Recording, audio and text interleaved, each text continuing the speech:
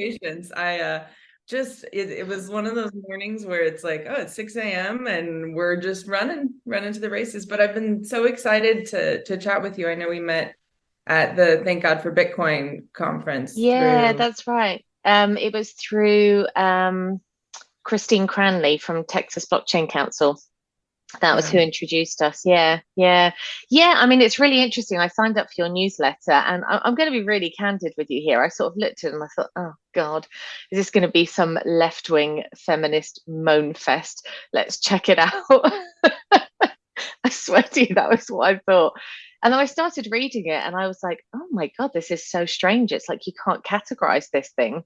It's such in a good way. I mean, it's just I was reading it, and I was like you start reading and you kind of form a sort of an opinion about you and then it changes and then it's like oh she said this and oh I really find it hard to describe and I'll be honest I found it a little bit hard to prepare for this call because I was like I don't even know where to start asking questions to this girl. I mean, I think it's funny. I didn't post on Tuesday, and I made a two-part kind of diatribe on Barbie and the response that so many people have had to the movie. And the funny thing is, I haven't even seen the movie. I'm just responding to everyone around me.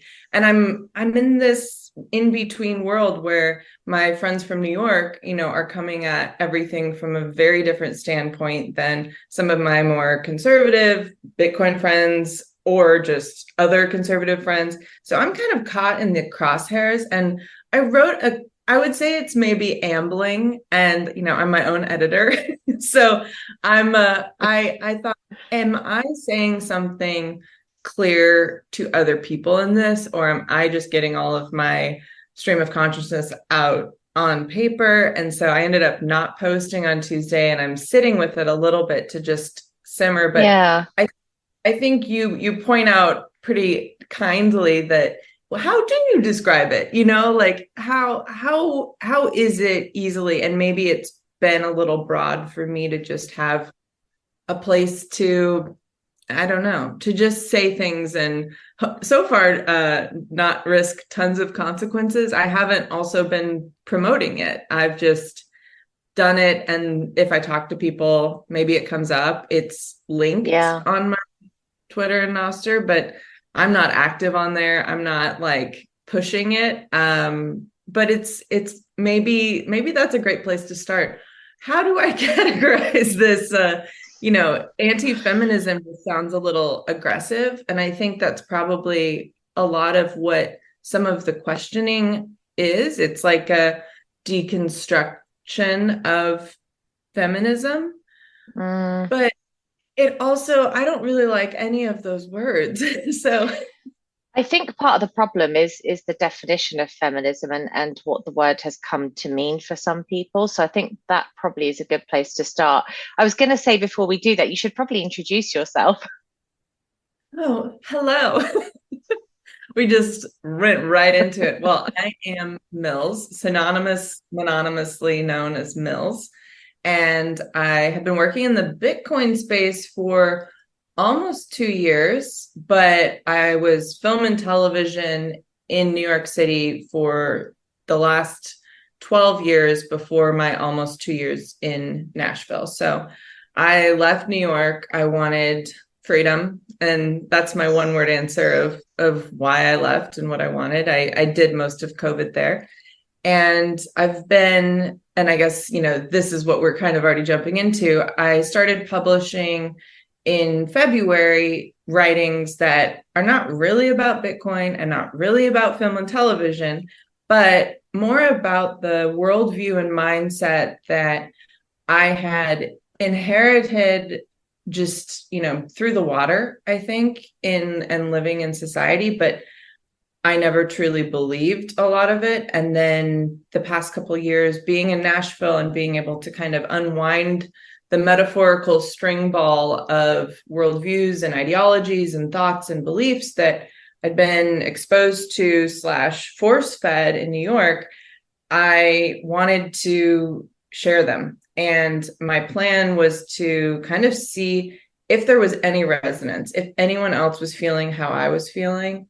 And also get my thoughts out there in the hopes of, organizing them into a book. And so I thought, what if I publish once a week a piece, and the ones that hit can be chapters, or maybe there's more to delve into. And I'd been writing about women and dating and relationships for so many years. And it's been this book that I think I know I have something to say, but how to say it in a way that is going to help people and not just be, self-congratulatory memoir essays. So The life of Mills. I know it's been an interesting, I've had an interesting go of it already. I'm very grateful, but. Can you talk to me a bit about your Bitcoin journey? How did you become a Bitcoiner? When did that happen?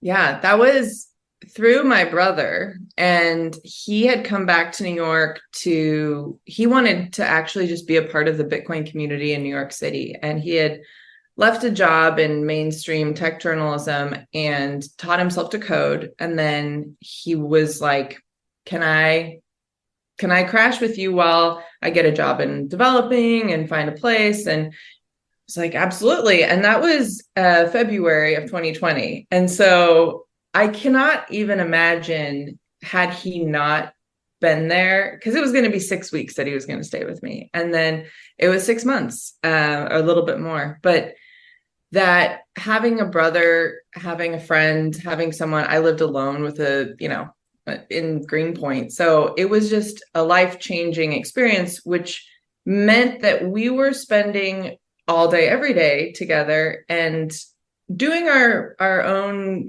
digestion of what was happening, and being in New York during COVID and during the lockdown, and then during the curfew and the marches. There was so much happening. And we also just went on lots of walks and talked, and he had just been learning different programming languages. And that was for him to just be able to process and talk to me. I actually wrote a piece about loving mansplaining, but like, it's so fun to hear when someone's super interested in something. And long story, but so Bitcoin was one of the things that he'd been very, very interested in, and had really encouraged me years prior to just do a dollar cost averaging automatic buy with Cash App. He was like, you can do this easy. You don't really have to know about Bitcoin. Just do this for me. He like pled with me. And then I think he said like do $50. And I was like, that's a lot. Maybe I could do 20 or 25 or something a week. And then during COVID, the New York City BitDevs paused for a while. So he had moved here for this Bitcoin community, and now the Bitcoin community it's going through a new season, but they ended up starting to meet again. And when I say it was the only thing happening in New York, I almost felt, not almost, I honestly kind of snuck out of my apartment, because I left the place my brother had moved into with me. I left and he took that over, and I moved in with a friend, and she was very COVID conscious. And I don't think the thought of me going and hanging out with strangers without masks indoors, eating food, those were all the things that you're not supposed to do. So I wouldn't say I ever had to physically lie to her, but I led her probably to believe that my brother and I would work out a lot together. And so that I was just going over to his place for a workout, when in reality, we're going to a Bitcoin meetup. And that was really, I think, what turned me into a Bitcoiner versus someone that had Bitcoin and maybe didn't laugh at Bitcoin. But I also, at that point, I wouldn't say I had a deep knowledge of kind of the social implications and the ripples and the possible impacts of Bitcoin. But from a use, I thought, okay, all these people, a lot of the programming that would be talked about at BitDevs is Lightning and the development and what they're building on top of it. And that made sense to me. I loved just kind of being a very dry sponge, soaking up everything and not understanding a lot, but the guys were very gracious. And, I had the sister card, so I kind of just entered the Bitcoin scene as everybody's sister. Wow. That's incredible. It's amazing to me how many people I talk to who got orange pilled over the COVID period. It just seems like that seems to have been a real life shift period for so many people on many levels. I don't know if you've seen the same. Absolutely. I mean, I think any period of crisis, right, will bring out what you truly believe. And if you don't truly believe something, I mean, what good is it doing? And I think COVID, if people had faith in the government or in medical science or in, I don't know, even social norms, I think it was a good pressure test for people to really kind of take an inventory and stock of things. And I think a lot of people find hope in Bitcoin. And I draw a stark distinction between hope with Bitcoin or through Bitcoin. I think Bitcoin is a fantastic tool that does actually provide an ability for saving for the future, an ability to have a little control. But I think there is a tendency in some to kind of put more saving power in Bitcoin rather than this is a vehicle that helps us, get away from the dumpster fire of the, financial destruction that it's pretty inextricably tied at this point with governments and politics. And so this was kind of the escape route. And I think COVID being that pressure cooker, a lot of people wanted something good to think about, and Bitcoin provided something pretty stable that did encourage people. Yeah, that's interesting. So, where are you from originally in the US then? Because you said you lived 12 years in New York, but where was home before that? I If you grew can up in share it. Washington State. Yeah, I don't necessarily it's funny. There's like things I share, things I don't. I grew up in Washington State, so spent, the formative years. And it's funny, I actually grew up in right outside of Hanford, where currently, Oppenheimer is very talked about in the Manhattan Project, and there are 4 locations. And Hanford was a location where they were, there's a nuclear reactor there, that the plutonium for the test bombs, and they would radiate, they honestly, it still blows my mind, but they would transport by train.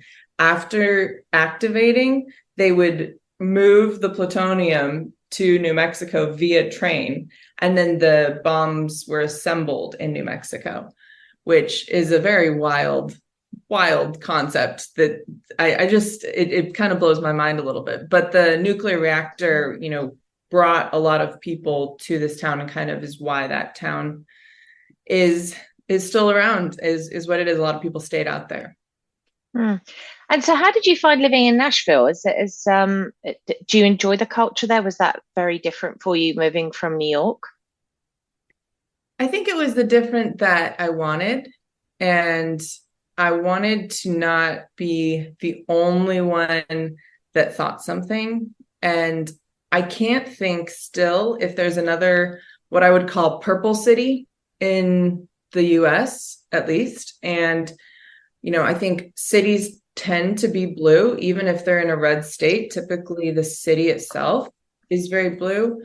And Nashville has, maybe it leans, slightly blue on the purple spectrum, but there was this ability to meet someone that they could be very conservative or they could be very liberal, but everyone is okay with that. Not tension. It doesn't feel like tension. It feels like, hey, we can have disagreement. We don't have to have this in common. And that felt like exactly the speed I was going for. The quality of life. I was just in New York this past week, and I don't miss how hard it is. And I feel like, kind of in hand with feminism, you have to protect yourself so much in New York. You kind of have to be vigilant, especially like I was a young woman living alone for the majority of my time in New York. And while very safe, and I felt safe. It now too, it's like I don't want to have to be thinking of my safety as actively as, I mean, I'm not trying to, be crazy and foolish, but for that to have to be something, oh, it's after 10 p.m. I need to take a cab. I'm not going to walk home, or I'm not going to take the train. Like, I had a lot of fail safes in my mind, but which is wise. I'm not saying that wasn't a good thing, but that just takes a lot of energy and drains you, I think, to really have to conserve rather than, and this is something I've been really exploring, just the feminine frame thrives when there is room to flourish. And I don't know how easy it is to flourish in New York, because to have a margin, you need to either be, I mean, I don't know, other than being very wealthy, I don't know how it would be possible to really have a slower pace of life where there isn't the hustle and there isn't the sensory overload, and you're working long hours and inevitably getting dinner late with friends, so you're probably also not sleeping as much, maybe you're commuting. Like, it's just all Mm. these things that I don't think contribute to an abundance. And I feel Oh, you've frozen.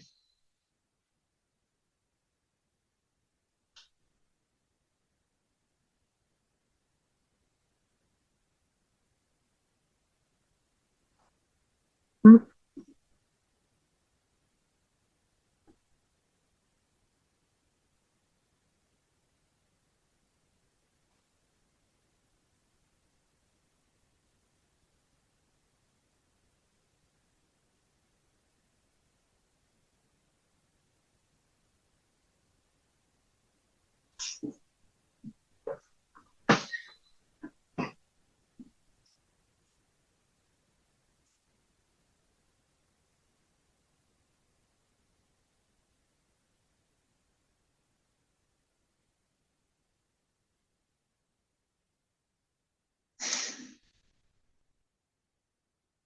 phase two. I lost you at I don't think these things contribute to an abundance. I think that was where I lost you. Yeah, I find Nashville has a better threshold for flourishing. And it is, I think you can live anywhere. I think, the reason I was still interested in being in a city is more so the job and work that I've done. And I guess my logic, my rational side saying, don't just move out into the woods in a country house or into a farmhouse by yourself. Like, I definitely think, I'm not saying that, anything's impossible, but I thought the odds of me meeting someone to then leave the city made more sense than me going out into the country and then finding someone that just so happened to believe similar things, that wanted to raise a family and, be my life partner. So it just seemed like the statistics, maybe that's flawed thinking still. I feel I'm very much looking at the woods quite often. And I have a ceramic studio. I'm a member of a ceramic studio in the woods. So I get to like escape, and then I come back to the city. But it is nice to be in a walkable city, and people would not say Nashville is walkable. I've made it walkable and walk most places. I'll get an Uber every now and then or borrow a car, but for the most part, I can walk to everything. And I think having, knowing what makes you flourish as an individual, I think that's, probably different for different things. But I do know the constant drain and stress is not helpful in releasing, I think, the best parts that, bringing joy and honestly creativity and a lot of lightness. It's pretty hard to bring light when you're so weighed down. And I think New York just kind of does it to you. And I think Nashville, you can really choose your own path in a really nice way. Yeah, I mean, I lived in New York for 6 years, and it did strike me that everybody seemed extremely neurotic there. There's just, and I think that's part of like the defense mechanism, as you say. I think you get very hardened to things, and it's all about kind of trying to squeeze everything you can into the day, and everything's very frenetic. And it almost becomes like a self-perpetuating thing where you just sort of almost like a drug, but like a not a healthy drug, and you don't feel good, but you're on this constant hamster wheel of like achievement and activity and always got to be busy and doing this and doing that. And yeah, I can see Yeah. what you mean. I mean, Nashville's a lovely city. It's got so much going on as well. I mean, it's got such a rich culture that I can see how you'd be happy there for sure. It's a nice place to be. So you recently moved from Bitcoin Magazine to Pubkey. I would love you to talk a little bit about what Pubkey is as well for those that don't know. Like, what is that organization? What do they do, etc.? The funny joke is that at least for the next month or so, I think it's still going to be a what is Pubkey? I think I just joined, and Pubkey's a bar, a dive bar, a very nice dive bar, but a dive bar that you could say is a Bitcoin bar. I think it's somewhere between 70 and 80% of the patrons do not know that it is a Bitcoin bar. There's Oh, paraphernalia on the wall, like a little shrine. There's the buy Bitcoin Janet Yellen sign framed, but like it's a bar. You can pay with regular money, but you can also pay with Lightning through 𝗧𝗿𝗍. But they opened in November, and their whole ethos was let's get the bar up and running and then start a media house. And so I am I am the beginning of that happening. And so I'm actually their director of content and partnerships for Pubkey Productions. So forthcoming, Pubkey will not just be a bar in New York City, a very great bar in New York City with excellent food.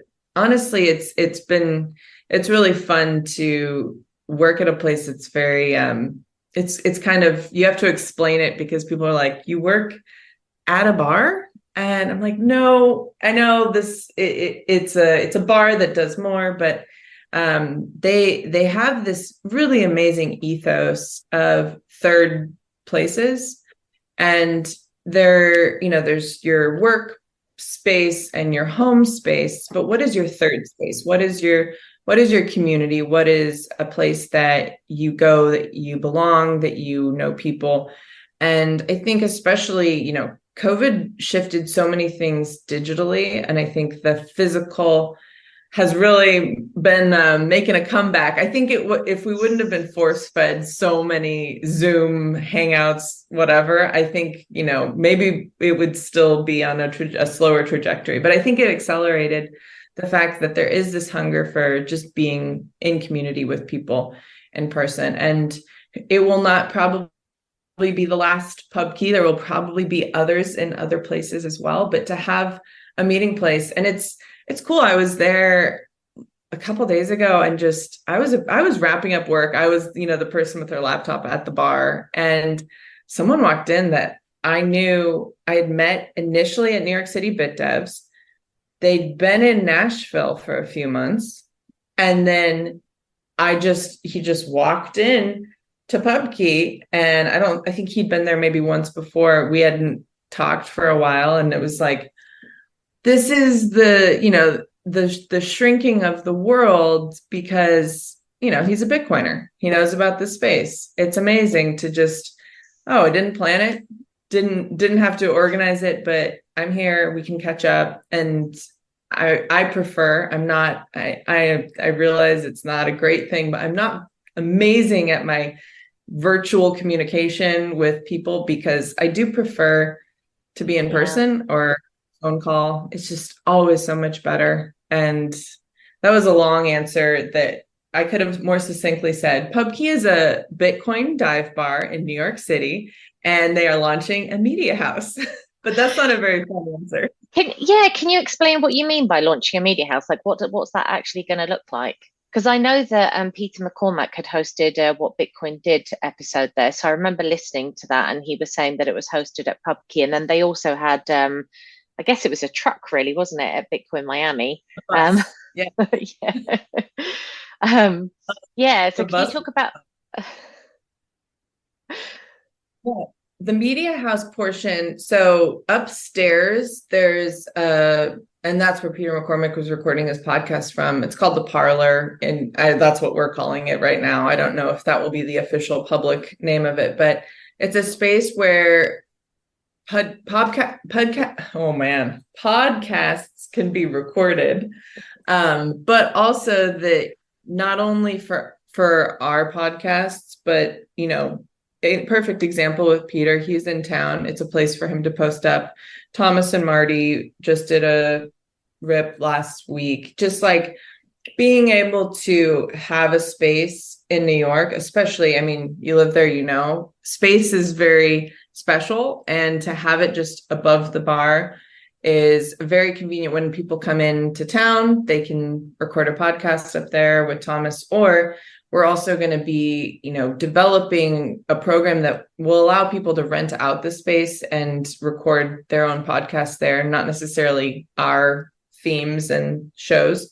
So on that note, we are working on a few new shows, and they're not, I wouldn't say any but one are kind of a traditional podcast format, but kind of building out the initial bundle that will launch of the new shows to have one of each kind of variety of formatting, and then grow from there. So I guess a platform is maybe another way of saying it, but more than anything, there is not content. And when I say content, social media, Instagram, TikTok, Twitter,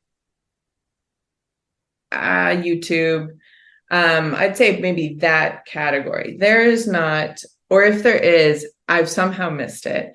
There isn't content that is very accessible to non-Bitcoiners that has any Bitcoin education. Like, there are very technical, deep in the weeds, amazingly informative for the people that are choosing to kind of even identify themselves as a Bitcoiner.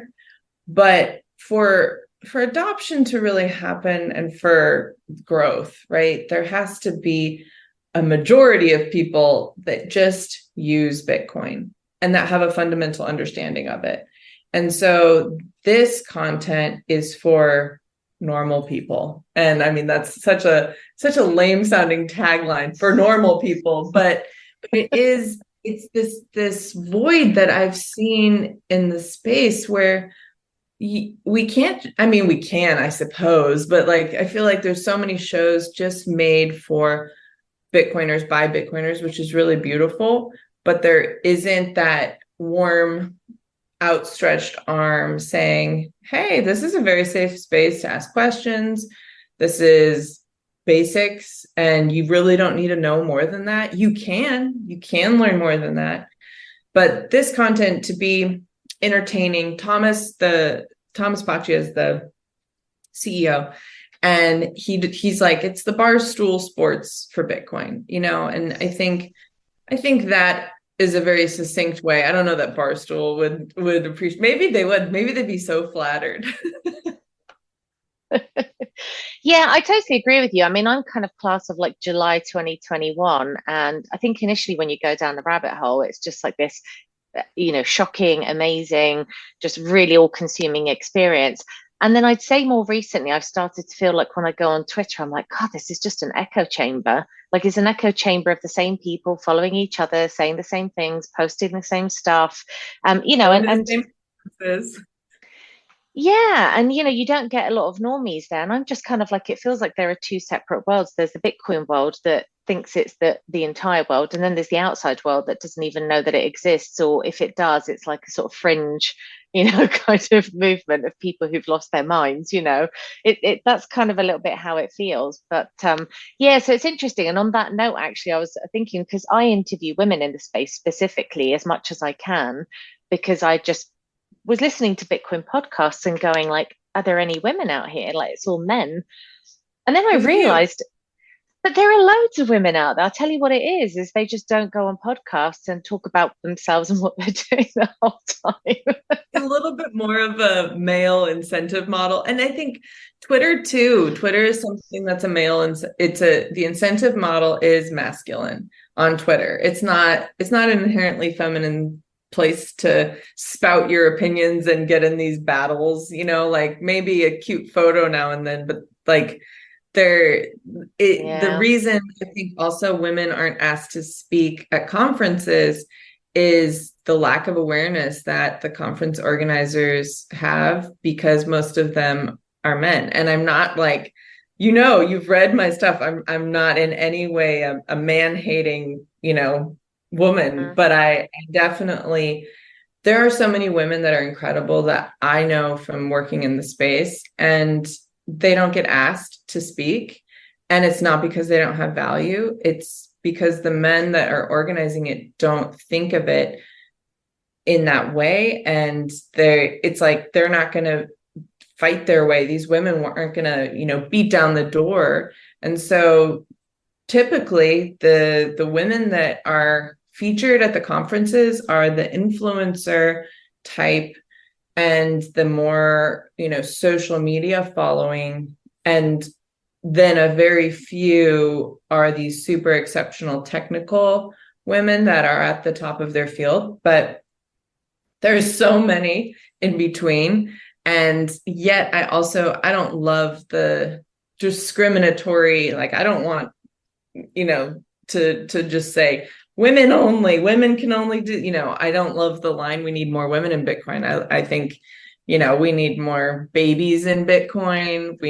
There's other things we need. But you're right. There really are a lot of women, but it is not the nature of women, I think, to be so self-promoting. And I think podcasts tend to kind of be more of a masculine, male-dominated field. So thank you for your service. I mean, because I wouldn't have asked you to do a podcast with me, Well, I was actually thinking that you should start a podcast. So that was really funny, because did you see American Huddle put out a tweet last night? And it's actually a really funny tweet. Let me see if I can find it and read it for you, because it just made me laugh so much. Well, because I co-founded Bitcoin Policy UK, and I just took the opportunity last night because he made that comment to do a tweet about it. But it was just so funny what he said. Wait, let me see if I can find it. I'm going to have to edit out this bit of me doing a search here. But what's his handle again? Is it American Hodl 8 or something? At 8, yeah. Hodl 8. Where is it? There he is. Yeah, it just made me laugh my ass off. He was like, he said, in my opinion, the number one thing Bitcoin needs in order to become a global reserve currency is more podcasts. Each of us should be recording 2 to 3 podcasts at any given time. Have you ever talked to someone about Bitcoin in real life? Guess what? That could have been a podcast. You blew it. Oh my gosh. Wow. That's a really well, I love a good satire. I don't know. It was so funny. Yeah, sorry, go ahead. Well, no, I was just going to say, because we'd recorded this podcast for Bitcoin Policy UK that Daniel Prince's daughter Caitlin is hosting, and so I just took the advantage of using that, quoted it, and I said, "You asked, we listened. We're proud to announce the launch." Oh, well played. Way to just go on the heels of, man, I'm not really on social media very often. There's a lot of irony, I know, but I just don't find it very generative for me. But I will go on to retweet this. That's a very funny, that's a wise one. I actually had a conversation yesterday about the abundance of podcasts and how I realize I live, which not everyone does, and I have to, check my own privilege, that I am in the echo chamber and I am in real life community with people. So I have real life conversations, and something happens, we're talking about it. I realize that not everyone, and probably the majority of people, don't have that and don't live, in that proximity. So I don't listen to podcasts really. I know that I don't know, do I lose my Bitcoiner card? I will listen to certain ones, but also if I was to listen to all the podcasts that my friends do, and I feel bad, I want to support them. I love them. But if I was to listen to all of them, I don't know how. I don't have the time of the day. Yeah. But also it's a lot of different angles, which is valuable, but it's a lot of different angles and perspectives on similar things, because there aren't that many different things happening in the Bitcoin ecosystem. So I just let the cream rise to the top. If I hear, I do listen. I feel this is very ironic that I'm saying on a podcast, so I don't listen to podcasts, but I'll leave it there. I was going to say, though, it would be actually really fun if you did something at Pubkey, like a feminine agency fireside chat series or something like that. And it could be recorded as a podcast, but you could just but you could just do it like an in-person thing. Like, I think that would be, and I totally take your point, by the way, about the like, we need more women in this space, because I'm a bit kind of like, yes, we need more women in this space. But I also find it extremely frustrating where I'm a bit like, girls, like, you can fucking come in this space when you want, like, nobody's stopping you, you know what I mean? And I find it somewhat frustrating when I hear things like, oh, the Bitcoin world is misogynistic, it's not welcoming to women. That hasn't been my experience at all. But what I find is that women just don't seem to understand why it's interesting. Well, they don't, sorry, so that sounds very condescending. They don't seem to find it interesting. They don't seem to find it. They don't want to know more, is the thing. It's not that men, and this is what I hope I highlighted with New York City Bit Devs. The organizers were so supportive and kind. I'll never forget this moment of, I was there was one other woman, I think, at most of the meetups. Maybe I was the only woman, maybe there was one other, all men.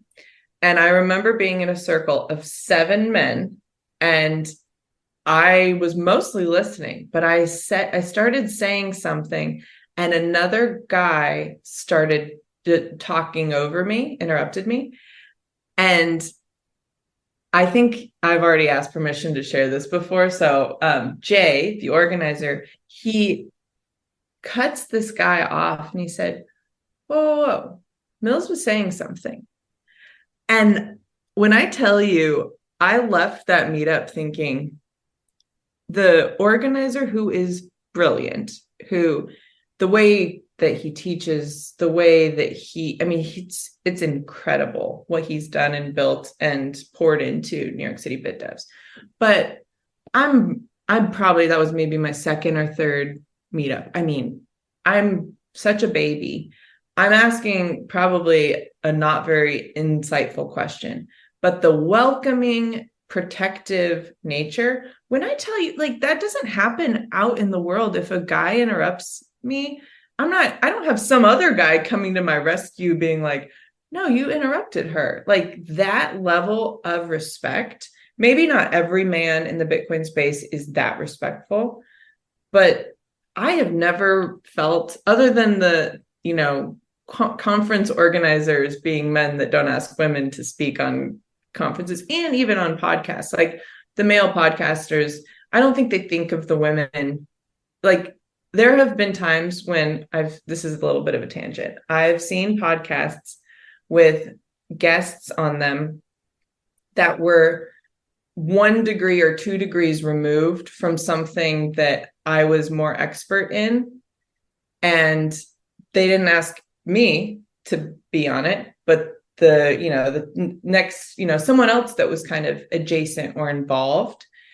And it wasn't, I even thought, like, is it something, am I not eloquent enough? Am I not able to, am I not interesting? Do I need to have a follower count to, I kind of had a moment and realized, no, I think it's just, there is a tendency for men to just have men be on the podcast versus Do you not think though reaching. that is kind of normal? Like guys hang out together and they chat together and they feel comfortable in each other's company. So to me, it almost seems like if you view your podcast, which I think many men do, as like an opportunity to hang out with your mates, then your mates are going to be guys, and you're all going to sit there and like I was listening to a Swan Cafe podcast yesterday, and I was listening to it specifically because Nuclear Bitcoiner was on it, and I wanted to hear what he had to say about SMRs. And so I was listening to it because I wanted. So an hour and 40 minutes into this podcast, it finally gets to the bit where he's talking, and I didn't listen to the whole thing, but I was forwarding because I was trying to find the bit where he was actually going to talk about SMRs. But the beginning of it was them all talking about the 4th of July. I'm a fireman. I'm a volunteer fireman. Oh, were there sirens going off all the way? I mean, this went on for ages. And I was like, wow, this is just like, I feel like I hacked into somebody's Zoom call and I'm just listening to their private conversation. And that's what it is. It's just like they're hanging out and having a good time together and chatting. And I absolutely agree. And that was my conclusion, rather than, having my feelings hurt or thinking I'm inadequate or something. It was like, no, this is kind of their bro time. This doesn't mean that they don't value me and my opinions because they're not platforming them. In some ways, I almost, how cool is it that I'm just friends with these podcasters and I'm not a get for them to bring on the pod. I'm not like someone there's no angle. They just enjoy, I talk to them in person or, maybe on Telegram or DMs, and it's not that I'm a part of their work. And I think that's kind of where sometimes at conferences, I do get a little like, wow, if a woman was involved in the programming, there's just a little bit more of a visibility. There's a different vantage point. And I'm kind of the advocate of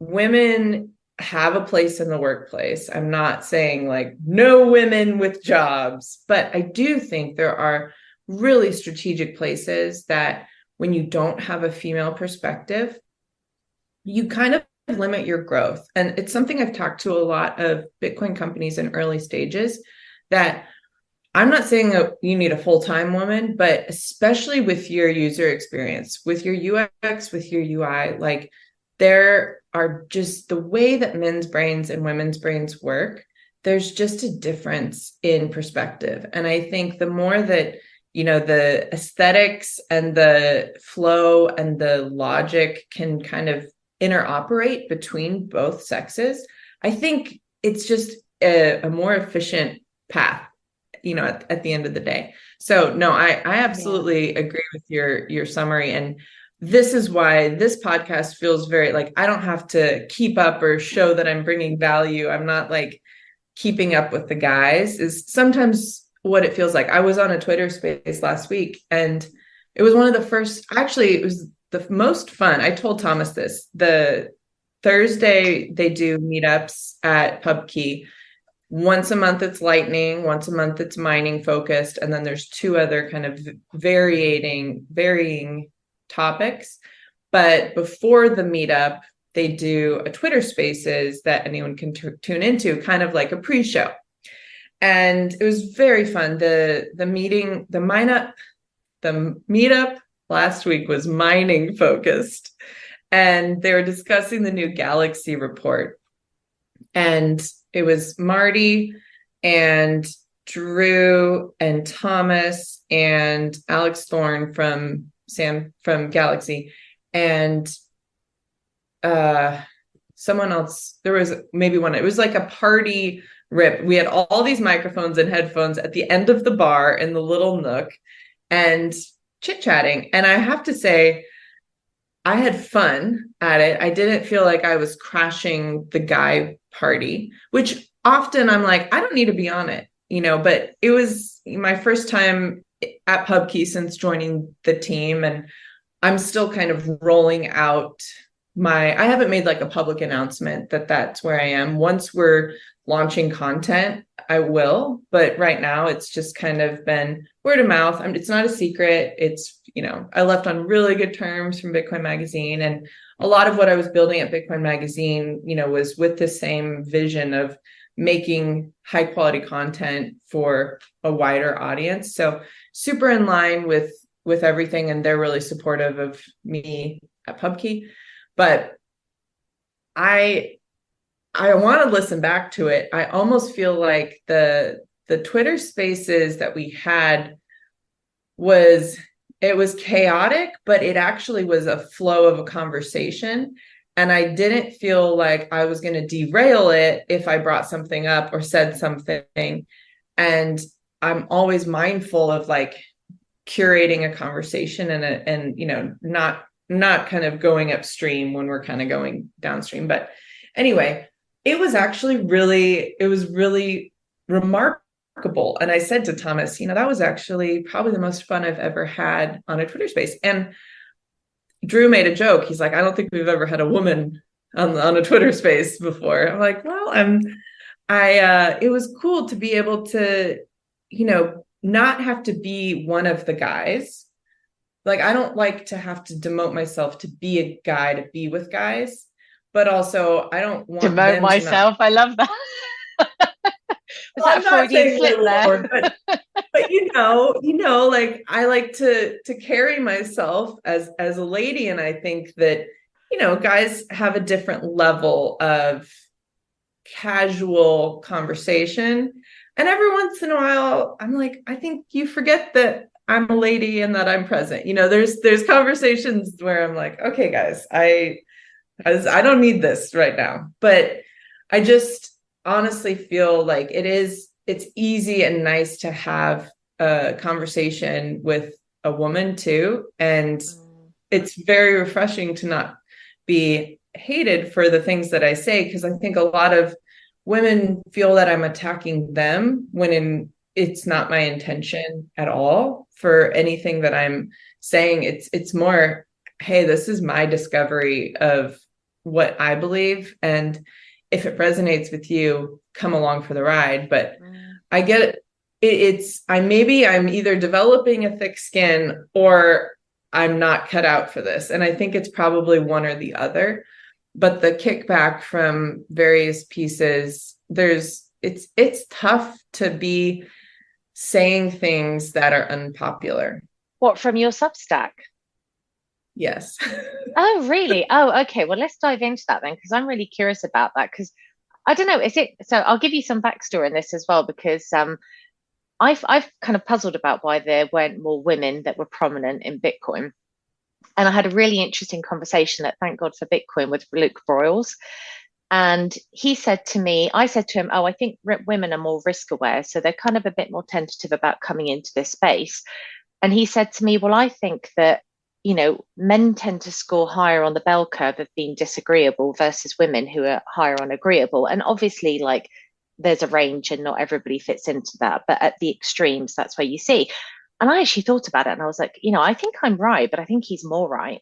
And what's interesting is, I'd done Jordan Peterson's psychology course in, I think it was January last year. And part of that, he gets you to do the 5 behaviors personality test. So I score really high on, well, not really high, but I score like 72% on compassion. I score 1% on politeness. So I'm like massively up on the disagreeable scale. And I thought, oh, that's really interesting, because that now explains to me why I go on Twitter and I'm like, oh, this is such a healthy debate. Everybody's kind of talking about stuff and really shooting the shit. And my friends, I go, look at this. Isn't this really interesting, this conversation? And they're like, this is awful. I'm not going on Twitter. God, is that what it's like? Oh my God, these people are assholes. Like, that's the response that they have. And so I just thought that was really interesting, because I was like, there's definitely a space where a large proportion of women are more comfortable. And I mean, I've worked at an interdealer broker, which was basically like Wolf on Wall Street. And I actually loved that environment. I found it so liberating, because I could just say what I wanted. Nobody took offense. Like, when the guys had a disagreement, it was like, let's go outside and have a punch up. Like, there was none of this kind of like, and I just found it so freeing, because you could just like, nobody got offended. So it tells you a lot, I think, about my psychology and why I've had kind of that response. But I'm really curious as to, so to put that in context of your newsletter, I found your newsletter really interesting because I found it quite challenging. I was like, oh, I hadn't thought about that. Oh, I'm not sure I agree with that, or do I? So to me, it was just like another debate. I was like, this is another vector of a debate, and I find it really fascinating and I want to dive into it. So tell me about the responses that you've had. Wow. First, I want to unpack two things. When you said a punch out, they would go outside and punch each other? Yeah. This Amazing. was I mean, if it got that bad, I mean, God, I'll have to tell you these stories offline because I'm sure I would get all sorts of Okay. banned for this, that, and the other. But yeah, I mean, and like it was just what I observed is that men have a very different way of dealing with like conflict resolution, and they don't spend a lot of time being offended. And so I think a lot of the conversation that happens, like for example, I quite often read tweets from one prominent Bitcoiner to another, like men, and they say stuff to each other that I'm like, did you really need to put that out in the public sphere or say that in that way? Or was that really necessary? Like, take it offline. And if a woman did that to another woman, that would be like a I am never speaking to you for the rest of my life type thing. Guys just don't seem to have Absolutely. that. So, mm, Yeah. Yeah. No, it's absolutely true. And this goes back to the incentive model of Twitter, why it works with men and it doesn't work with women in a I don't think it works for women in a very lovely, life-giving way. Because yes, you could post pictures of yourself being attractive and beautiful things. It's true, but like that would also like what that does is it actually polarizes your male and female audience. And so men, you will get a lot of views from men, and depending on like how sexual the photos are, probably bookmarks too. So this is part of my like I'm in this very angsty phase of social media is conditioning women to OnlyFans, and OnlyFans is conditioning for it's like a whole peel the onion back, but I'm really like wrestling through that whole issue. But I think the incentive model for women on Twitter, it's not they don't come on there saying, wow, to bring life into the world is so like that's not what works. It's like, no, you insult people, right? You say something really funny, you say something inappropriate. It's always pushing limits. It's not just taking pictures, showing pictures of beautiful things. This is why the Instagram incentive model is actually very feminine. I'm not saying men can't use it, but I think how it's created where it's almost a competition of beauty, and yet it's a very manipulative. I am calling women manipulative, but it is kind of like it's something about our nature that we're playing 3D chess or 4D chess many times. And I think that's where Instagram, you post a photo that looks I'm making this up right now, but like it looks like you just rolled out of bed, but you're in really chic pajamas and beautiful hair and makeup, right? But like it's the makeup that doesn't look like you're wearing any makeup, and you're having maybe a cup of coffee or you're reading a book, but you're like in that one photo, you are doing so much. And women understand what it is, but men don't. They're not looking at the nuance. And I'm not saying men are, they're looking at the face value and not the full stack underneath of everything that it's either insulting you or implying about this woman, or there's maybe she has insecurities and maybe she's playing into, I mean, Instagram is a wild world because it is preying upon people's inadequacies and deepest insecurities. And so the algorithm that you are creating by what you like or what you don't like, and how long you look at something and who you look up, like all of that data that you feed to this machine is giving you the perfect cocktail to rattle you, to not bring joy and encourage you, but to make you jealous or compare. It's always comparison. It's always so. Pinterest, while having a similar algorithm in the sense that it's, taking in what you like, Pinterest is more life-giving because you are then maybe going to do that for yourself, versus Instagram, it's the thing with the person. It's that package deal. So I think it's very damaging for women. I think it's very damaging for everyone. Honestly, I think it's really bad. I know it's really bad for me. And I think, it either reminds me of like, oh, I didn't get invited to this wedding or to this party or whatever, or, oh, my friends. And it's like, I wouldn't have wanted to go, but I didn't get invited. So the fact that I don't even know that it exists because I'm not on social media is incredible. But I also think it's interesting though. One thing I would comment on that is I do think there is a little bit of a male version of that, and I would describe it as like the steak gym workout on Twitter. So the men do have their version where it's like they're all trying to outmax each other and be more carnivore, more muscly, more masculine, more like I've got a gun, I'm going out hunting. There is that version, which maybe they don't suffer from as much. They don't get as much of a sense of inadequacy. No, you're right. I think theirs though is honestly like competing for good. And I think a lot of the female competition is pretty not good. It's hard because men aren't they're not competing for things that are it's like they're not necessarily competing for male attention, for female attention, sorry. Like they are a little bit, but they're more doing it for the other dudes. So it's like dude attention. Maybe some of their photos of their gym progress are more like they also want female attention, but I think that's kind of the difference. Whereas, everyone knows women put on makeup and get dressed, yes, for some male attention, but it's more other women are going to notice way more what you're wearing than a man. Like it's honestly, I still sometimes I wish I could just for even 30 minutes be in a man's mind to understand how they don't understand, observe certain things. I would love for a brief moment to know how they view the world and think about things, because I could choose to get upset when, there's this lack of basic awareness, but I know that it's not intentional.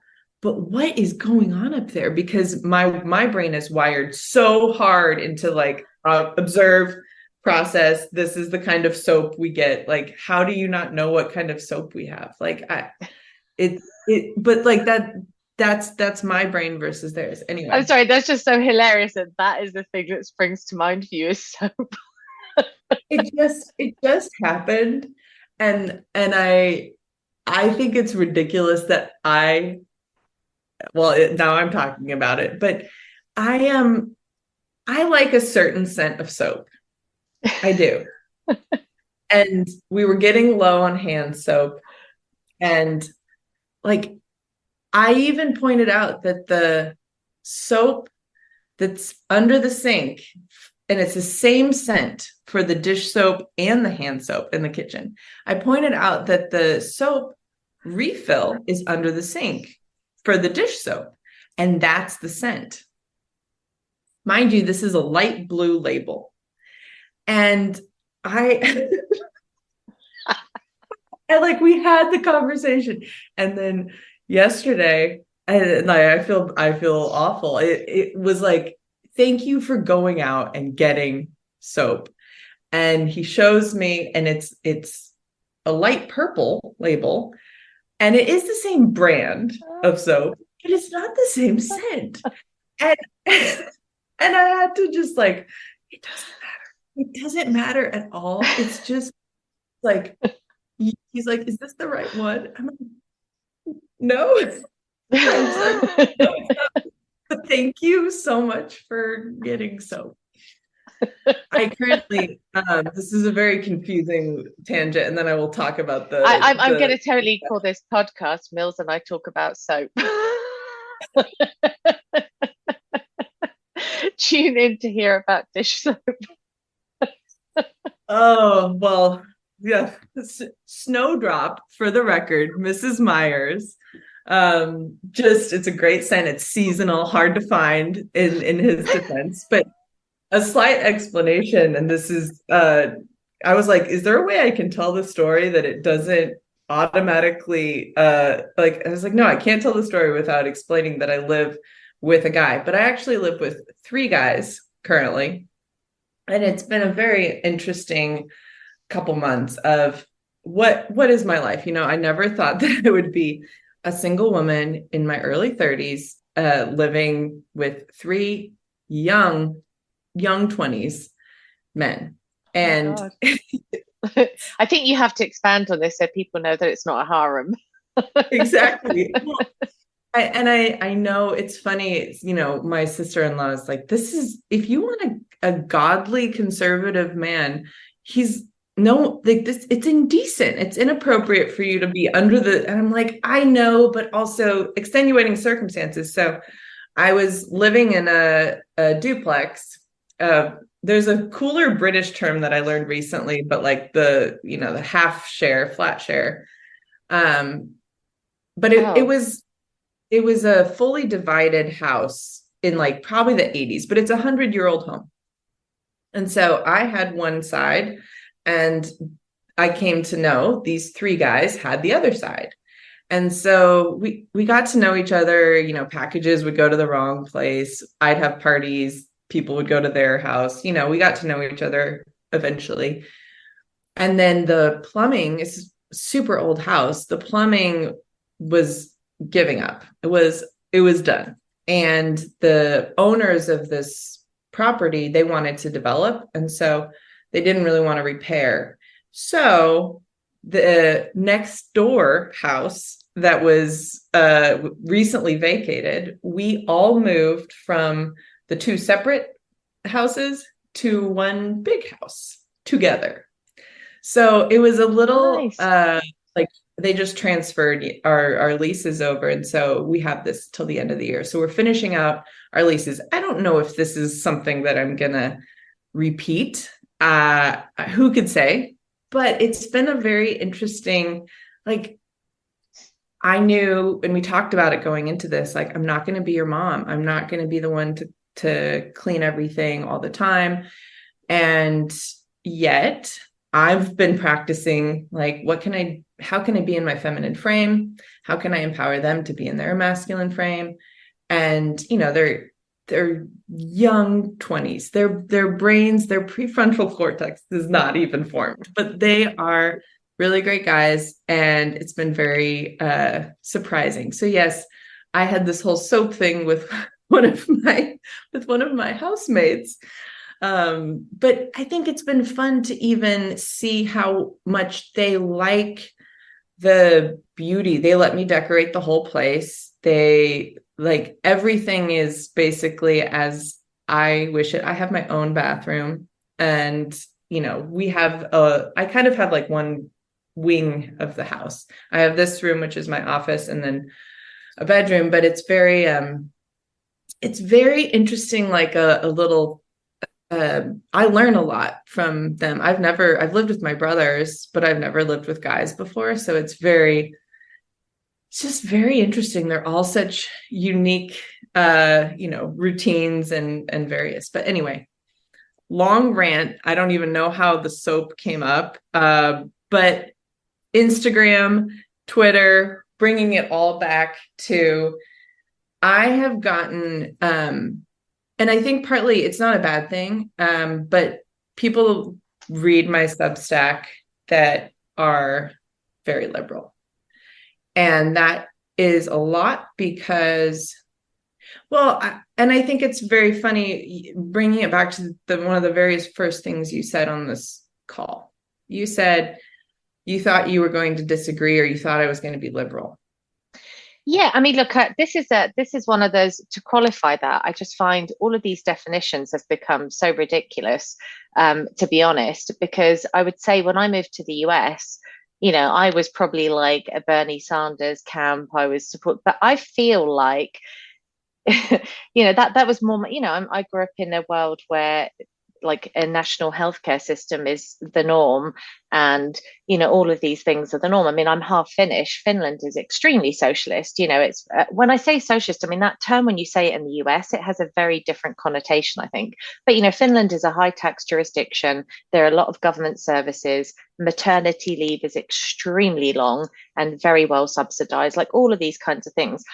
So when I rocked up in the US, I was just kind of like, whoa, people don't have maternity leave here. This is nuts, that kind of stuff. But I feel like the left is a little bit crazy in the US, and it's got crazier over the last few years. And I would describe it, and I say this to people, and I see the same thing in Canada. The term liberal here is used for political parties and for a certain political leaning. But what it actually is in practice is like left-wing authoritarian. It's not actually liberal. And what I've observed is what I would have classically defined as right wing is actually liberal. So many people that sit on the right are supportive of gay marriage. I'm sure you probably as a Christian don't take this position, but they believe that a woman has a right to have an abortion. I think that there are people on that scale, and I would sort of define those generally as like liberal positions. But I would say to people when they would ask me my political leaning when I first moved to the US, I'm right-wing liberal. That term in North America is nonsensical because people associate the word liberal with left-wing. But technically speaking, when you describe somebody's political leanings, it's correct. Like, I don't believe in just a free-for-all. I don't think things should be in a chaotic disorder. I think that, criminals should be put in jail. There should be, tough punishments to disincentivize bad behavior, which I think are probably quite right-wing positions. But I also think that it's none of my business what anybody else does with their marital choices. If you're gay and you want to get married, and you're a consenting adult, you're both consenting adults, I don't think that I should have any right or jurisdiction to tell you what you can and can't do. I can disagree with it personally, but that should not give me the right to and I don't, by the way. I mean, I don't disagree with gay marriage, but I don't think that I should have the right to tell you what you can and can't do.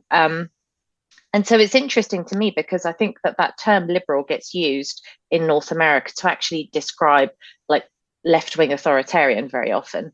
And so it unfortunately the word has a meaning, which is liberal, but it's become bastardized. But I think the title of your Substack, Feminine Agency, and the kind of preamble that you give very much led me to believe that this was going to be somebody who sat there moaning about the fact that all men are terrible, and if only, that was my expectation.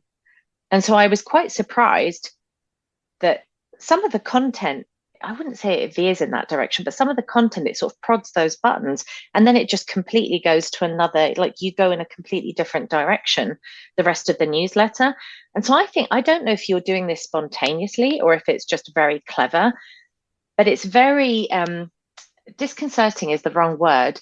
It kind of forces you out of your little boxes that you want to put people in. Oh, this person is, they have this opinion, therefore they must also have that opinion. And so I find it just very interesting. It's very confronting. I think you read it and you go, I can't really form an opinion about Mills that I can box neatly into a thing and say she's left wing, she's right wing. And I really like that about it. Well, and that is intentional in that my through line through everything is curiosity. And it's not like I am not writing the 10 commandments that I have figured it out, everyone. And actually, I hate the word triggered because it's been so, you said it, bastardized. It's been so drug, but I got a comment that it was kind of because I was talking about the Equal Rights Amendment and conscription, and it was something, who saying this to me, that anyone that you think should have the right to vote. And I was like, whoa, whoa, whoa. In no way has any of my writing ever been, this is what I think, and everyone should think this. And the fact that I, got misunderstood in that way was frustrating to me, because that's never my intention. And the desire is for, I want to take a thing that maybe I thought was true, or maybe I didn't think was true, or that I didn't really know what I thought about something. And then I want to like chip away at it, because I think there's just all these inherited, I almost think of them as kind of like passive travelers that you don't necessarily, go into a library, check out a book, read a book on a thing, and then say, I believe in this. But by living in 2023, in, whatever culture you live in, you have to believe something about it. And, I think gay marriage is a great one. I think there's a really good line of, where does my personal belief need to end? And that boundary means a lot to a lot of different people. And I don't think everyone is critically, not in a negative connotation critically, but like with intent detail, looking at, where does my personal belief line need to end?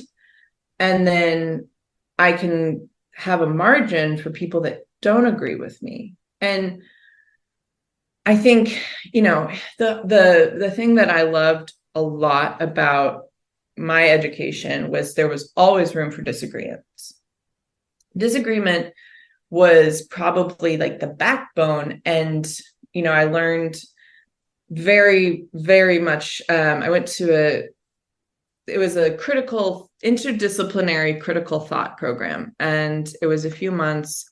I saw that on your LinkedIn. I was going to ask you about that. Yeah.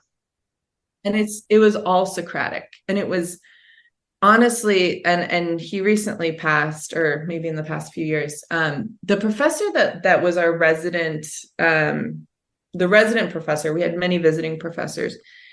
He was a master at the Socratic method to really, we're young, but we're having to define, what is a human? What is beauty? What is goodness? And what is truth? If you have never had to explain to someone, they're tough questions. And he would poke and prod. And I know, leaving that, I had a definition for what I think art is that I would have never gotten to had I not had that friction. And it wasn't, you need to believe, it wasn't the indoctrination catechism of you need to believe these things. It's, how are you choosing your beliefs, and in what system? And I think, yes, from a like worldview standpoint, this was one of the first pieces I published on feminine agency. Like, you believe in something, even if you believe nothing matters, and your nihilism is like kind of a cop out in my opinion, in that, like, okay, you believe in nothing really being true, but that's contradictory because you believe that is the truth. So that's an absolute. If there are no absolutes, like you get down this Would you say train. nihilism is not believing in truth, or would it say just nothing matters? It's ultimate, if you take it to its ultimate extreme. Nothing matters, but I think a lot of people don't go to that extreme, and they kind of stay in the base camp of, it doesn't, there is everything's subjective. Yeah, I think it's just like low rent not moral relativity always, but like relativity of just, there's no purpose of point. And if Wait, one sec, my dog's barking. I'm just gonna hold that thought. You're right. Do you want to go outside? Sorry, I think they might want to go outside, but he's barking, so I'm not sure why. It's fine. Bed, your bed. Sorry about that. He was just really going for it, and I was like, "Is he going to shut up?" And then I was like, "Maybe somebody's breaking into the house." Yeah.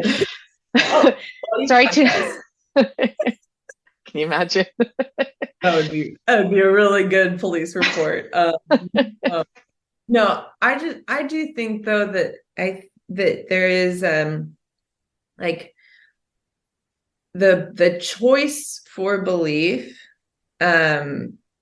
It feels, and I'll say it in a different way. I think tolerance is something that has been used to say something, but it really has meant something else.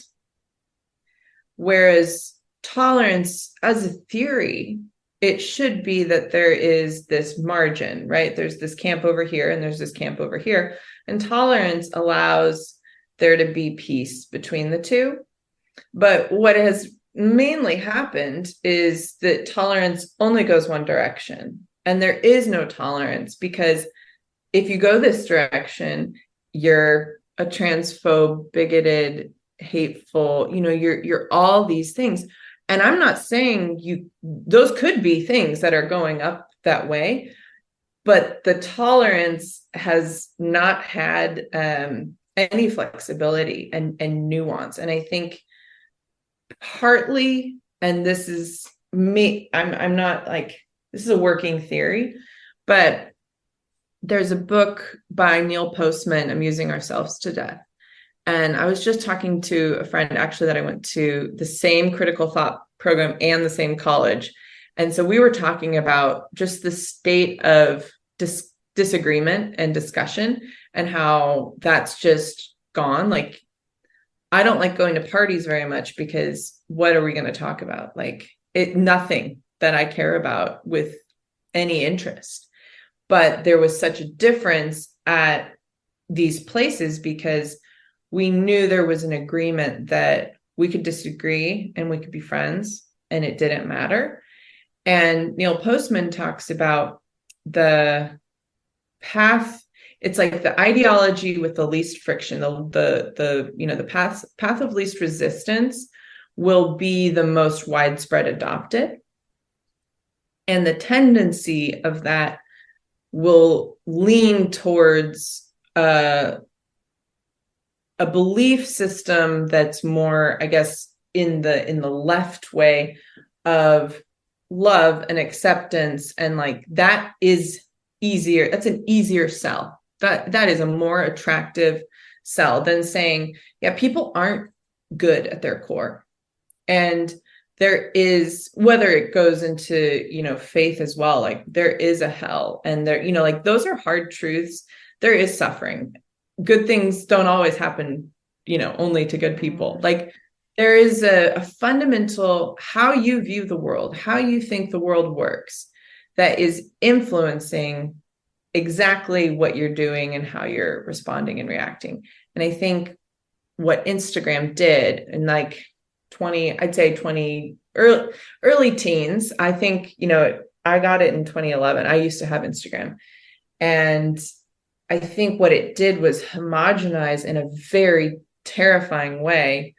This is the group think. And now it's spread out to everyone. And it seems like it's your choice. And it seems like it's your idea.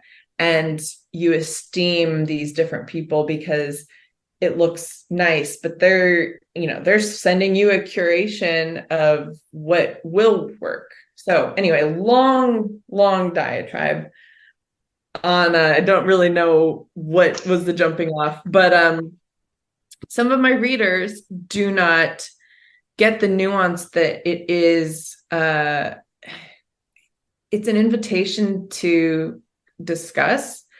I don't always want to debate. A lot of the reason that I'm writing in this way is I want to explain myself and be heard, but I also am not trying to get up on a stage and debate, a super feminist.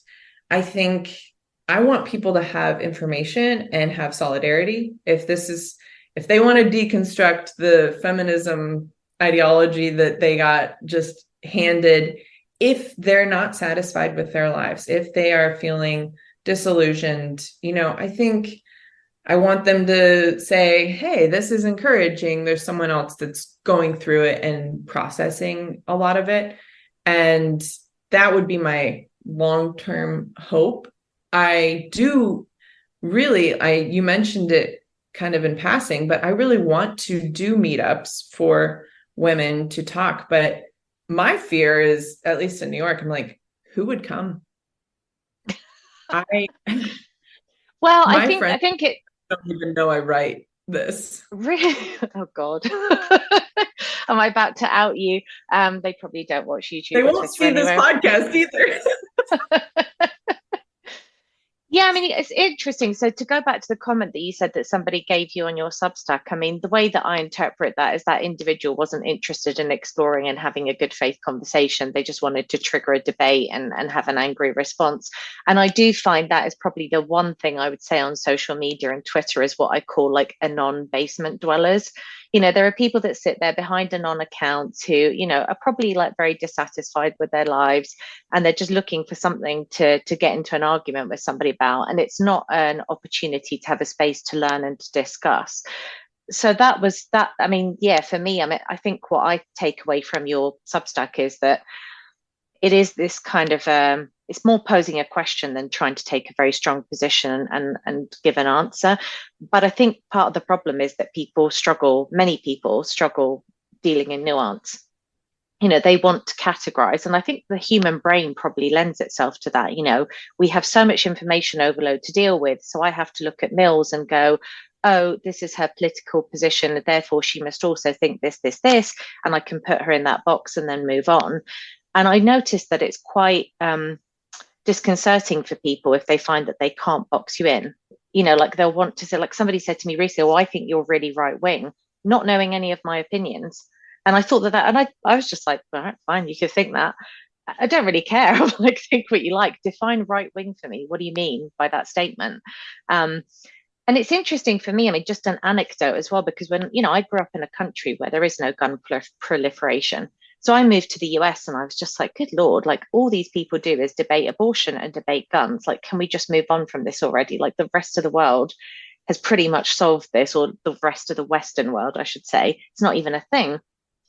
And then COVID happened, and I saw just like some really frightening authoritarian behavior from all Western governments in concert, acting in unison. Countries like Australia, like New Zealand, that have always, Canada, where I am, have always been considered bastions of liberty and freedom and human rights, suddenly just descending into this authoritarianism, but like at breakneck speed. And it was interesting because in August last year, I went and did like a road trip for a friend's birthday. And we went to, it was all the way from South Dakota to Yellowstone. And we stopped off at the place where they had the Battle of Little Bighorn. And there was a lady called Rose who was part of the Crow Nation, and she gave us a tour.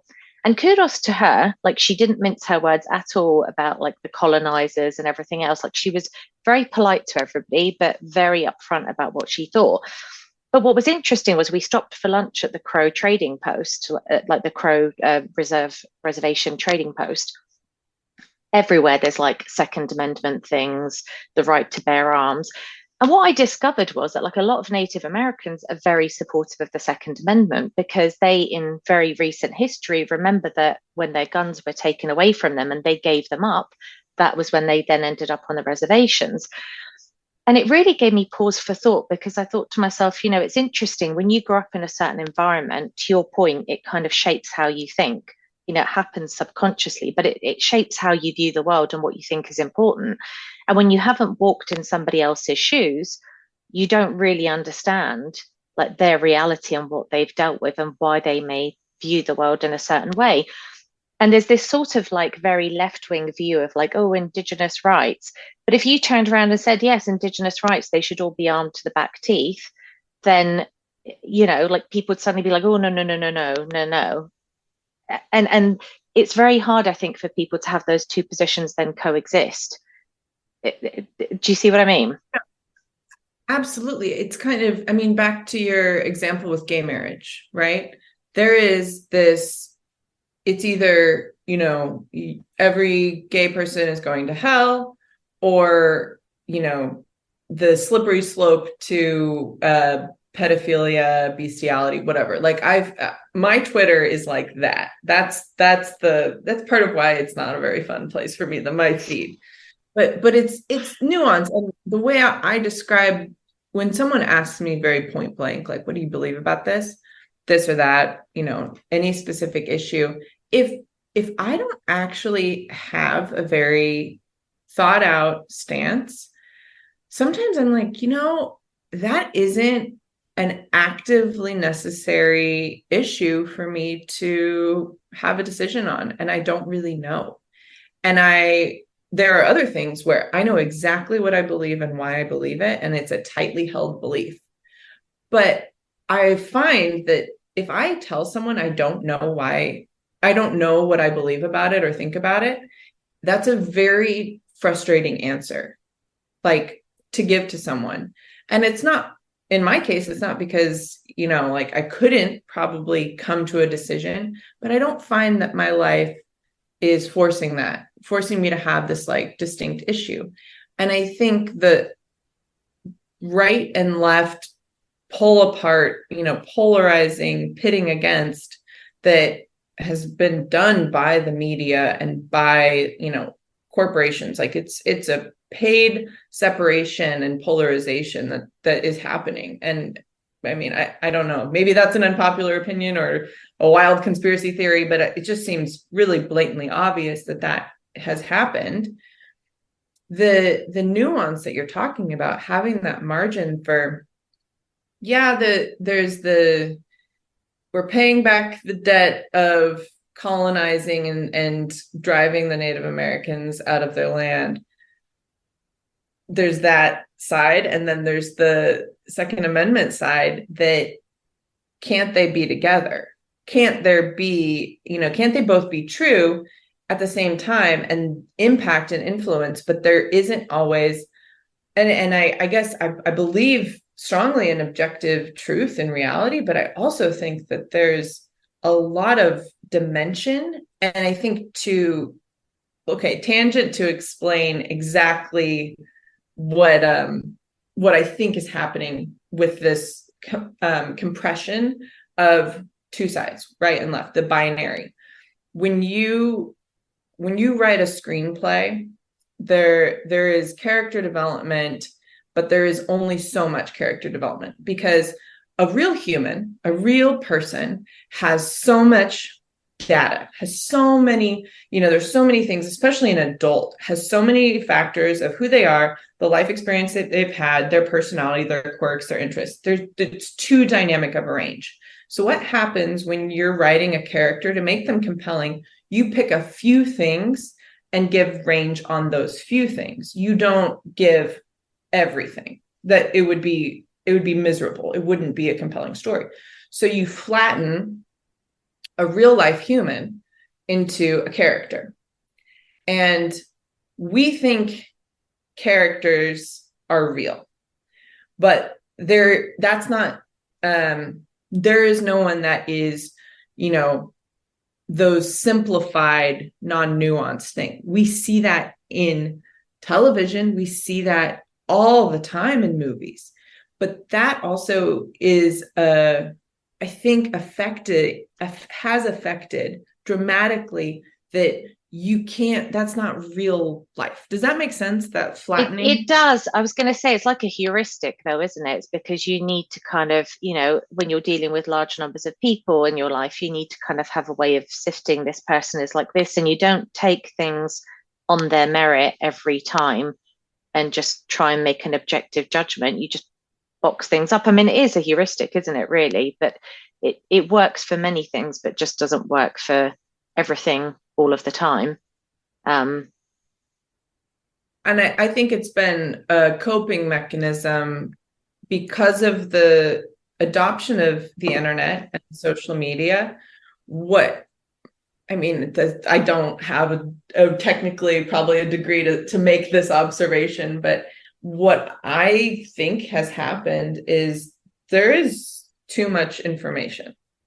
There is an overwhelming amount of access to information, access to communication, access to entertainment, to content. Like, there has never been this widespread, and I'm not saying every single place in the world has it as much as Western culture, but never in the entire history has this been the state of, our 24 hours. You could do so many things, and yet people more than ever, I think, are in this need to numb, need to veg, need to binge a show, need to do something to rest their brain. But people's brains are so worked up that rest with nothing, with no music or visual or human, like, how many people do you know that spend hours without anything intentionally, which that is the majority of the entire human civilization, where now there is no room back to amusing ourselves to death. Like, this Neil Postman book was written, I think it was written in the 80s, but like, I've read few books that are as prophetic as predicting what has really transpired with this. Yeah, you get the dopamine. Yeah, you get the little bit of rush. Yeah, oh, you think you have a community virtually. And sometimes it does translate, right, to in-person relationships as well. And I'm definitely not saying let's all be Luddites. I think about it sometimes. I think about just like running away, but joining the Amish. well, that would be in some ways easier than, moderation is actually much more difficult than, cutting something out completely. It's like, okay, can I just have a little bit of something that is so addictive, created to be addicted? I mean, I don't know if you've watched any of the, I think, Distracted, or there was one about social media. It was like people that worked at Facebook and Google, The Social Dilemma. Oh, yes, yes, I've seen that. But it's like, I feel like, every time I reread Brave New World in 1984, I have a momentary like, anyone else? Is anyone else awake? And I think that's where, back to Bitcoin, and I guess there's that Venn diagram of the red pill and the orange pill and all the pills. But there is such a hope with the Bitcoin community, because they've extracted from the mainstream, and, in their red pill journey, typically, there's some economic awakening, or, you see the system, you see the government controlling money. And, like, I think it really is kind of a sequitur quite often for people. And I've talked about it a little bit on Feminine Agency. Like, I just never was mainstream. I never had a red pill moment because I never was in the normal.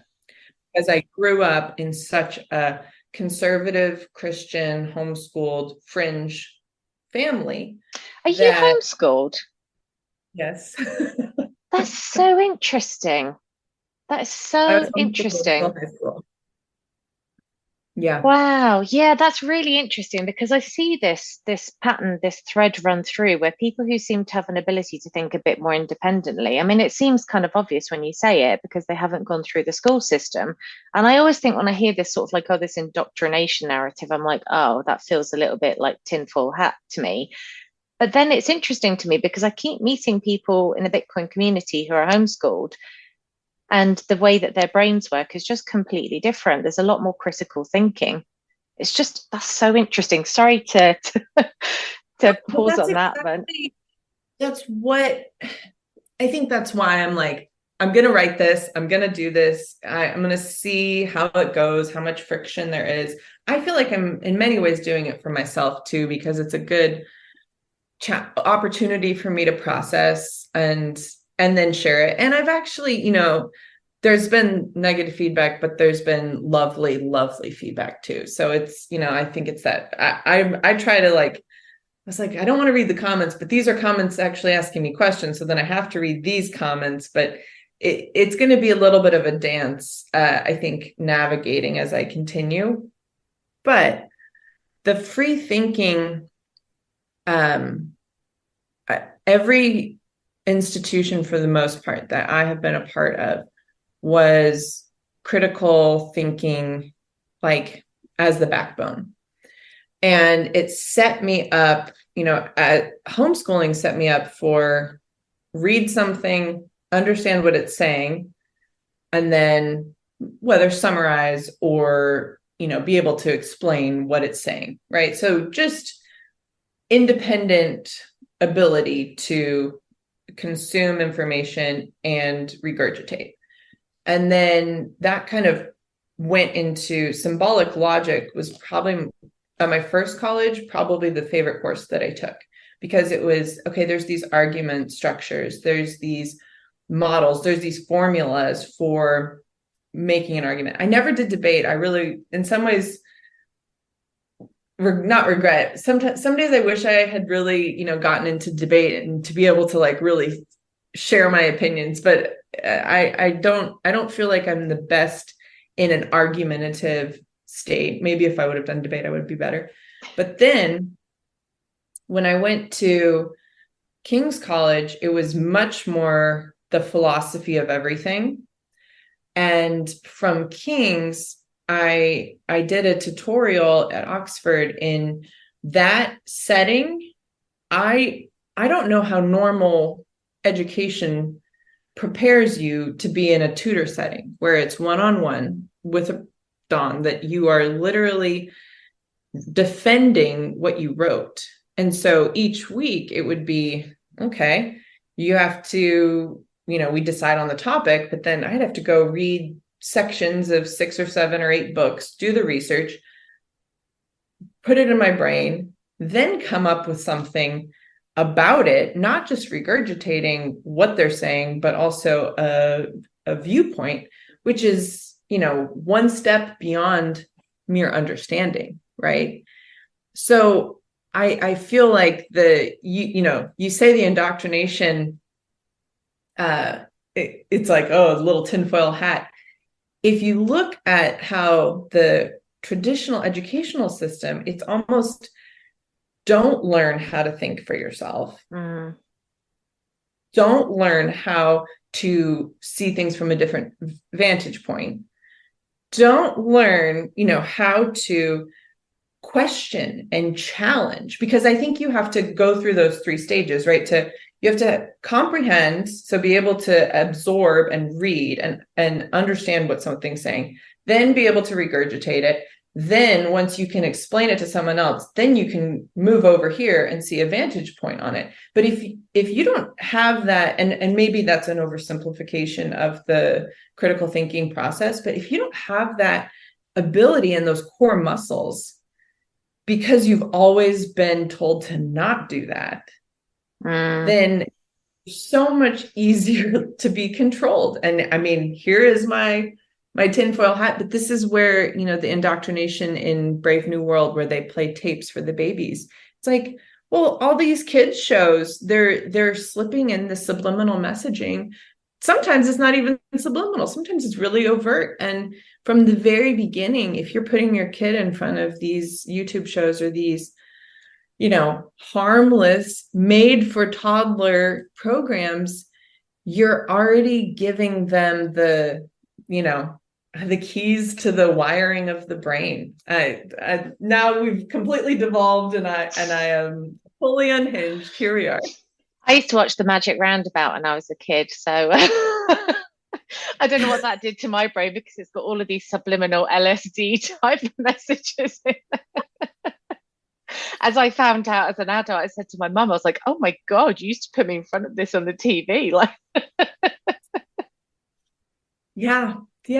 I mean, explains a lot. It's wild. Well, I mean, look at you now. It brought you here. We're all this, collection of experience and exposure. Yeah. So I think it's being careful as adults, being careful what we put in front of ourselves. I've challenged two of the guys in the house. They're joining me on a month without media, basically. So no, we can go to a movie in theaters if it's with friends, but otherwise, like no TV, no video games, no movies. We can do audiobooks and podcasts. No YouTube, no any of that. Yeah, So I have it's to be fun. honest, I'm a lot more productive when I'm not on Twitter and I'm not exposed to every single thing that's happening on the news cycle. And I kind of feel at the end of the day as well, a lot happier with like how I've spent my day. So I will say that much. But there is another part of me that's like, I actually find it really useful to follow people who keep me abreast of what's going on and to raise awareness of things. So I'm not just in this little peaceful bubble where I think the world is a wonderful place. So I'd say that's probably my observation. I don't know if you have time, but I would love to just circle back to Barbie because you brought Barbie up at the beginning, and I'd love to talk to you about that. My reaction to the whole Barbie thing, I have to be honest, Barbie was my favorite toy when I was a child. I loved everything about her. She was pretty, she had lovely clothes, and just really appealed to the visual side. And for me, when this whole Bitcoin Barbie thing came about, I was like, oh, this brings together two worlds that I love.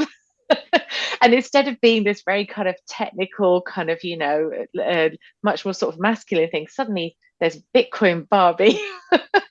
So for me, I mean, I haven't watched the movie, but I was like, oh, love it. And I know people have seen it. I've heard very different responses, but generally people have said to me that it's wonderful and they loved it. So I was really curious as to like your thoughts and I guess where are you at in this exploration of all things Barbie and your observations?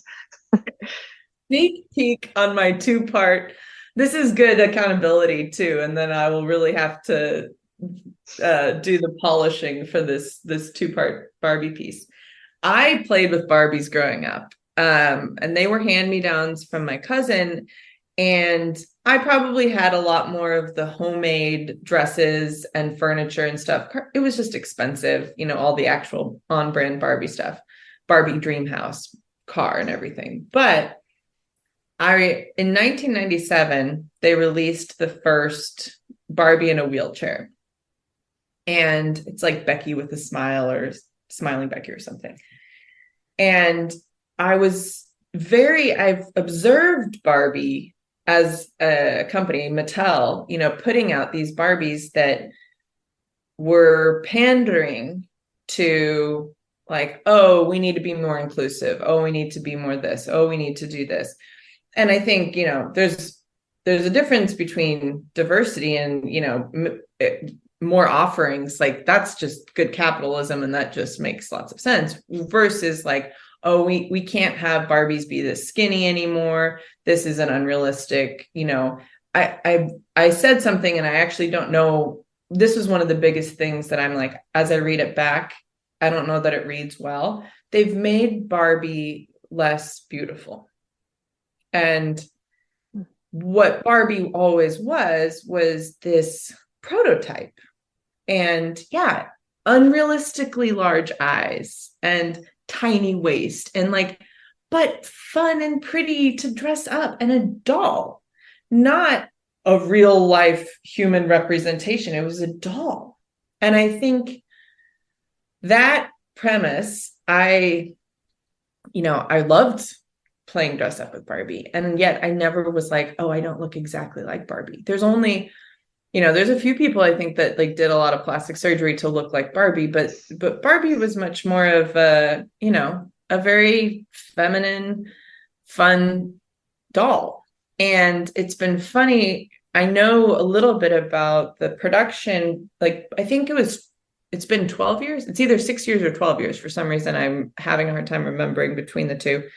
That this movie was in different creative iterations. And like it originally was going to be Amy Schumer was going to be like an ugly version of a Barbie, but it wasn't feminist and cool enough for her. And so they turned it down. And then like this went through creative process. And I think a lot of it was Mattel is very protective of their brand and, didn't wanted to proceed with caution, which makes total business sense. But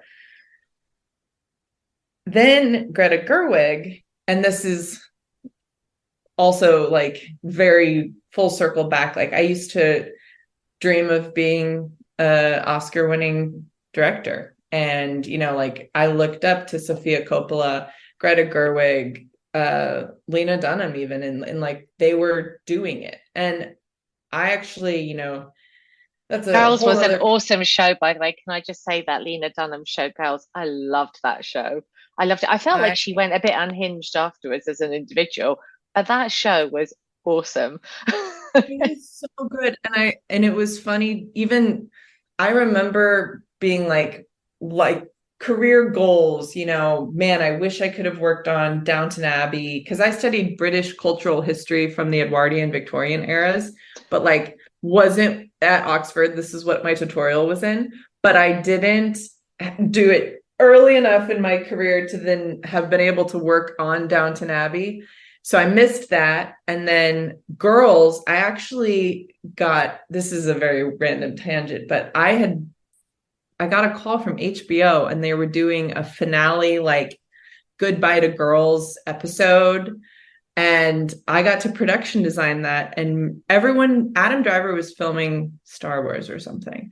But I got to work with every of the actors. It was the victory lap. They were in their last season shooting in New York. And that was a very like, I know God has it. I know he knew that that was like a dream, but I got in right under the wire. Long tangent.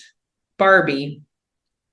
Greta Gerwig did a revisit, and this is when Margot Robbie was attached. And I think having not seen the movie, I have heard a lot of different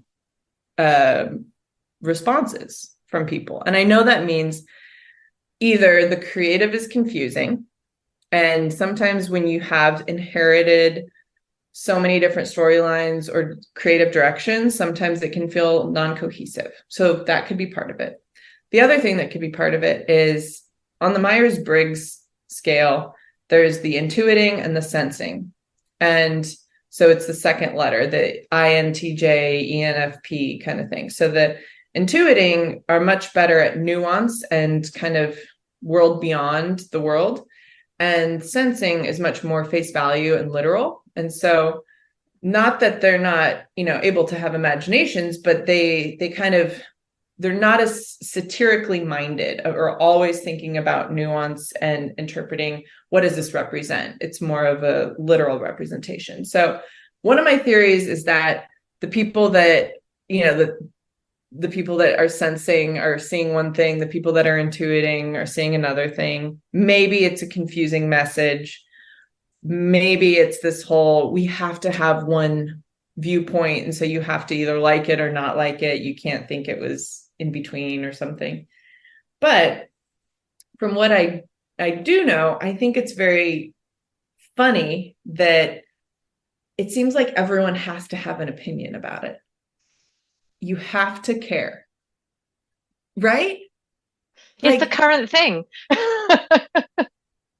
but like I went to Oppenheimer the day you know they came out either the same day. I went to Oppenheimer on the 20th, and I just like I'm like, yeah, I could watch Barbie and I could watch it when it's not in theaters. I don't need to see it in theaters. And then now everyone's talking about it, and part of me has almost wanted to go see it just so that I can have, you know, be able to talk about it. And then I'm like, I don't need to go watch it to be able to talk about it. I'll wait. So anyway, those are my current thoughts on Barbie, but they prompted a lot of deeper things, which, you know, another subliminal messaging. You know, Barbie could do everything. Barbie could be a veterinarian. Barbie was a teacher. Barbie was a dentist, a doctor. She had all these different careers, right?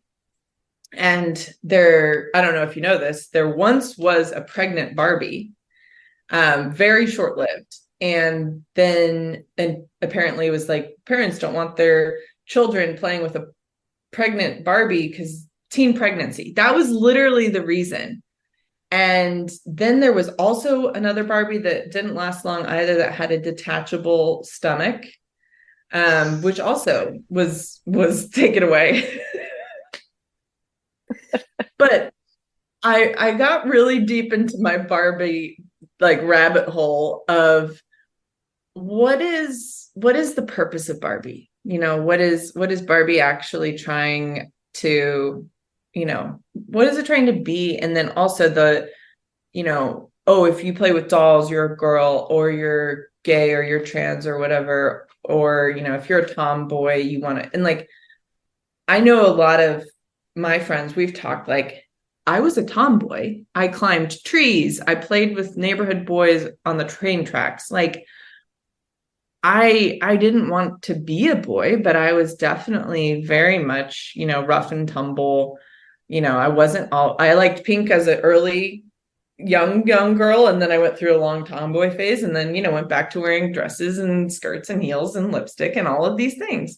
So I think that, as we continue to compress, like there's binary. It's only you like this or you don't like. You either liked the movie or you didn't like the movie. You have to see it, or this is what we're talking about, or you're not in the mainstream. Like it's all of this binary. So I guess full circle, maybe you can just call this ramblings on nuance, because I feel like that kind of is the theme that I kind of, I don't know, I take away a little, like Barbie was telling us something, but I think at the end of the day it was also just a celebration of pretty and beauty, and I don't think. Yeah, I think so. I mean, I remember like I still remember getting my first Barbie doll, and like I grew up in Italy, and there was this little shop, like a toy shop that, all kids love a toy shop. And it was like a couple months leading up to Christmas, and there was this rock star Barbie, and she was in the window of the toy shop, and she had her little rock star outfit and everything else. And she had, I think, pink cowboy boots and just, yeah.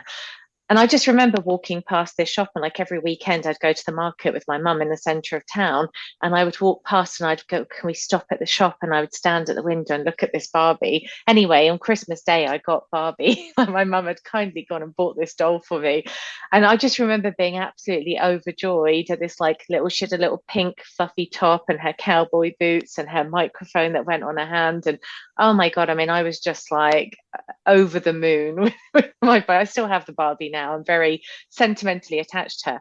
But it was very much for me like a kind of celebration of, I don't know, I guess she was aspirational. She was the kind of girl that I wanted to be when I grew up. I wanted a nice pink top with my pink cowboy boots and to be Barbie. And I think also it's a kind of a you totally oversharing my Barbie experience here, but you sort of, also kind of navigate the world. It's like when you have dolls. I mean, I always find it really interesting that children, like little girls, like to have baby dolls that they push around in prams. So they, or buggies, as you'd say in the US. But it's you're kind of acting out this thing and you're role playing. And I remember at some stage having Ken and Barbie, and I'd strip their clothes off and put them in bed together. I had no idea what they were going to be doing in bed, but I was just like, I know that adults take their clothes off and go into bed together, so Barbie's going to do that with Ken. But that's like human, right? Because we are mimetic. We imitate. That's how we learn. And that's actually, it's explorational. I mean, that's exactly right. And if a boy wants to carry around a doll, like, okay, that's fine too. And if a young girl wants to pretend that she's breastfeeding her baby doll, that's amazing. That's like she's seeing, she's imitating. And I think I mean, maybe I'm outdated. I've always felt like I was born in the wrong era. I would say I've felt trans age before you could be trans everything. I've always been like, is this the right day and age that I'm supposed to live in? But here we Yeah, I mean, are. I just think that we're going through a very strange phase. I mean, it's funny what you said, you mentioned about pink and pretty. So I have a friend whose little daughter, when she was like 2 months old, my friend was very much, I mean, this is way before the whole trans thing became a thing, but she was very much into just like not imposing. I remember she made a comment to me. She said, "I don't think she's a pink girl." So she had a lot of yellow outfits and things like that. They were kind of a bit more neutral. And then she told me at one point, she said, it's like, if I try and put a yellow outfit on her, she'd push it. And this is like when she was just a few months old, she'd push it away as she only wanted to be dressed in pink. And I was just like, God, that's so interesting. And I don't know a single little girl virtually that doesn't love pink or doesn't love pretty things. You know, so I do think that there is something inherent about that. I don't think it's culturally imposed to the degree that people imply. Um, and I also think, to your point about Instagram, that women are much more into visual, beautiful things, you know, as evidenced by the fact that we care far more about the environment that we live in and what it looks like. There's a reason why girls' bedrooms are generally cleaner and prettier, and boys' bedrooms just smell like bad socks and are filled with electrical equipment, you know? Yes. Oh, it's so I live in that. I mean, I won't even. Totally. Well, gosh, we're nearly running at 2 hours. So thank you so much, Mills. This has been so interesting. I can't wait to see your post about Barbie. I'm going to be all over that. And I'm going to post a picture because I bought one of 𝗙𝗿𝗶𝗯𝗲 t-shirts with the Bitcoin Barbie, which I'm really excited to post. I love it. I love it so much. This has been It is the honestly. fulfillment of my dreams. But yes, and I think you should do like a women's space, or just call it feminine agency, and do something in the parlor at Pubkey. I mean, when I'm next in New York, I'd love to come to that. And I think, you know, it doesn't have to be like no boys allowed, but it could just be, you know, a conversation about some deeper philosophical It could musings. be you and me. You underestimate that other people are interested, at least at this point. I think that is I will. I want to get there, but I feel like I'm basically talking into a void still at this point. This would be the first evidence that I'm not talking into a void. I've mentioned my writing on a few different podcasts, but typically if I'm doing an interview or a podcast, it's about Bitcoin and it's not about this like, passion project side hustle. So thank you. My first official interview actually talking about feminine agency. Well, thank you. Thank you so much. It's been a real pleasure. And yeah, I hope to continue the conversation. Yeah, absolutely.